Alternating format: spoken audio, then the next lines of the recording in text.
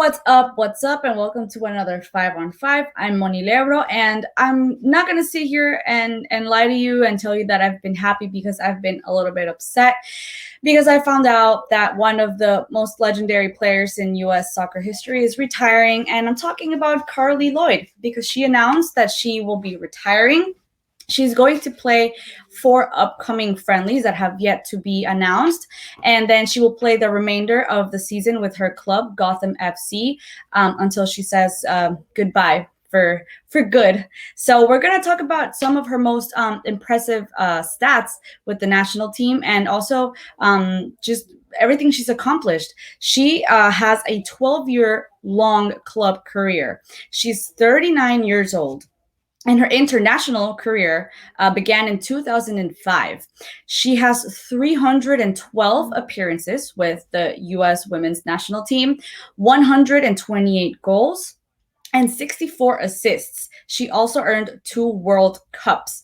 Her career ends with Carli being the all-time highest scorer in Olympic Games for the women's national team with 10 goals. And to be honest with you, I feel like there's really nothing that can prepare you to start saying goodbye to these icons, to these legends, no matter the team, no matter the sport. So I think Carli left a huge legacy behind. She's leaving a huge legacy behind, and she will most definitely be missed on the field. So I wish her the best in her retirement, and we're definitely going to miss her on the field. Now we're going to go on to talk about Inter Miami, because they had a disappointing night against New York City FC. And that's because New York City beat them 2-0, and they went up to New York. And to be honest with you, the first goal that New York City scored, it was a beautiful goal. They scored a stunning header. This header was scored by Valentin Castellanos after a beautiful and very accurate cross from Maximiliano Morales. It was a beautiful goal. I personally enjoyed watching it, and those are the types of plays that just give you the chills. As you guys see right there on screen, look at that cross from Maxi and that header.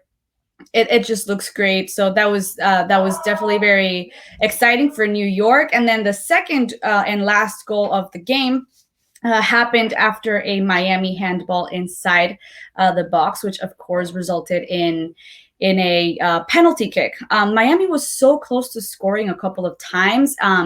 They were getting near the goal. The ball rolled by the goal. The ball bounced off the crossbar. And to be honest, they were just kind of struck by bad luck.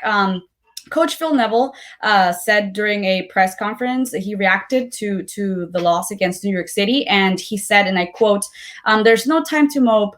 There's no time to point fingers. You just have to lick your wounds and move on." And this was honestly a nerve-wracking game for Miami. And as I told you guys last week, it was a very challenging opponent that Miami was going to face. And this just goes to show just how much work the Beckham squad has yet to put in to become, any type of pressing force in the Eastern Conference.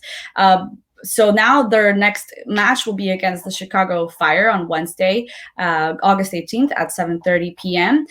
Chicago Fire is ranked number 10 right now in the Eastern Conference, only 2 spots on top of Miami, which, again, I want to remind you, is ranked number 12. So hopefully they're able to perform a little better on Wednesday against Chicago Fire. And in case you missed it over the weekend, the MLB saw a broken record by Tyler Gilbert, who is the pitcher for the Arizona Diamondbacks. And it's pretty crazy, because what happened over the weekend was that he had a no-hitter and they beat the San Diego Padres. So what happened is that Gilbert struck out 5 batters and is only the 4th pitcher in the MLB history to throw a no-hitter in his first start, according to the MLB. So props to Gilbert. That's really impressive. And now the only Grand Slam in the Western Hemisphere will not see one of the greatest, one of the best this year, because Roger Federer announced that he is withdrawing. The U.S. Open is right around the corner. Remember, the U.S. Open takes place in New York. and it's going to be kicking off on August 30th. And Federer, as you guys see him right there on screen, he announced that he is withdrawing due to knee surgery. Now, remember, Federer withdrew from the Roland Garros, the French Open, during the summer to protect his knee. Then he lost in the Wimbledon quarterfinals. And then he withdrew from the Tokyo 2020 Olympics. So clearly his knee has not been able to keep up with a very demanding and high level summer. So hopefully he's able to recover quickly. I wish him a speedy recovery, and hopefully we'll see him at the beginning of next year at the Australian Open and some last Grand Slams and Opens before he officially announces his retirement.